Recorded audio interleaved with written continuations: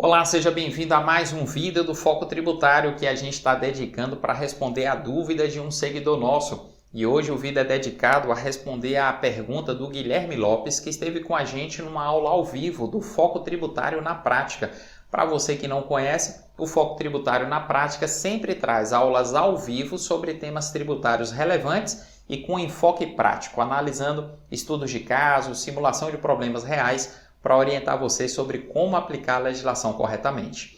Na última aula do Foco Tributário na Prática, uma das coisas que a gente demonstrou foi que uma empresa do Simples Nacional que presta serviços de recepção mediante cessão de mão de obra, ela faz isso de forma irregular, porque a lei do Simples Nacional proíbe que as empresas, via de regra, prestem serviços mediante cessão de mão de obra e usufruam desse regime tributário simplificado.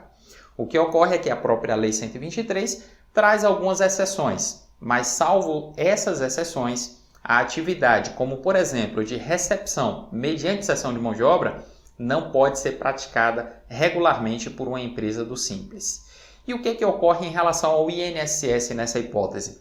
A própria Receita Federal já tem manifestação no sentido de que, enquanto a empresa do Simples não for desenquadrada da condição de optante, a retenção não é devida.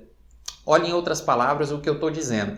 A Receita admite que a empresa do Simples, estando indevidamente enquadrada, prestando serviços de forma irregular, isso não gera responsabilidade quanto à retenção do INSS sobre a fonte pagadora. E aí o Guilherme aproveitou esse questionamento e nos perguntou como fica a retenção do ISS nesse contexto. Ou seja, se a empresa prestadora está indevidamente enquadrada no Simples, já que ela está executando uma atividade que é incompatível com esse regime, ela também não deveria sofrer a retenção do ISS até que ela seja desenquadrada? E aqui, Guilherme, utilizando da informação que você mesmo colocou na nossa aula ao vivo, de que você trabalha em uma prefeitura municipal, a gente precisa analisar essa questão sob uma perspectiva bastante ampla. Vamos começar lembrando, quem é do Simples Nacional não está livre de sofrer retenção do ISS. O detalhe é que a gente precisa considerar o local da incidência do imposto, conforme o que está estabelecido no artigo 3º da Lei Complementar 116, e a gente precisa também examinar a lei do município.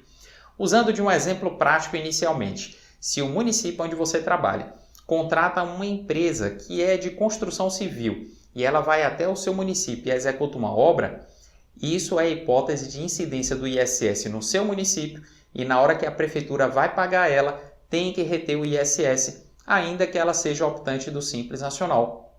O detalhe é que a alíquota que você vai aplicar não é a alíquota prevista na lei do seu município, mas sim a alíquota que ele destacar na nota fiscal, conforme a apuração que ele faz no regime do Simples Nacional. Agora, se a mesma prefeitura onde você trabalha faz uma licitação e contrata o mesmo serviço de recepção que a gente viu na aula ao vivo, mediante cessão de mão de obra de uma empresa do Simples, essa atividade torna a empresa prestadora do serviço uma optante do Simples irregularmente enquadrada nesse regime.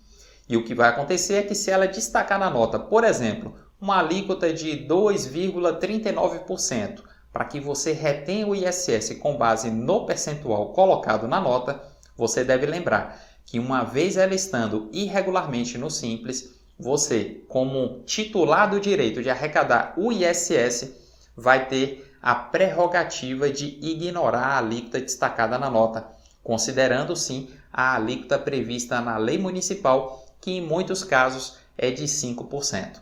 E por que a gente fala isso? Porque é diferente da perspectiva de uma empresa privada, de um órgão estadual ou de um órgão federal. Nesse contexto, a gente está falando de um município zelar pela arrecadação daquilo que é de seu direito, que é a retenção do ISS nesse tipo de operação. Portanto, sob uma perspectiva aqui bastante ampla, a gente deve considerar os vários contextos das diversas fontes pagadoras que se deparam com situações como essa para concluir sobre qual deve ser o tratamento em relação ao ISS nessas prestações de serviços irregularmente executadas por empresas do Simples Nacional. E na nossa experiência, andando pelo Brasil, ministrando cursos a respeito dessa matéria, a gente vê muitas empresas e entidades públicas que contratam prestadores do Simples para atividades que envolvem cessão de mão de obra e que não são permitidas pela lei. Portanto, a situação que você apresentou é bastante comum e o seu questionamento é muito interessante, principalmente considerando a peculiaridade que a gente está apresentando. E olha, eu quero finalizar esse vídeo fazendo um convite a todos vocês que estão nos assistindo e que porventura ainda não conheçam o nosso canal no Telegram, para que vocês ingressem no canal e assim recebam diretamente no celular todos os conteúdos que a gente publica ali. Inclusive, alguns conteúdos exclusivos que você só vai encontrar no canal do Telegram.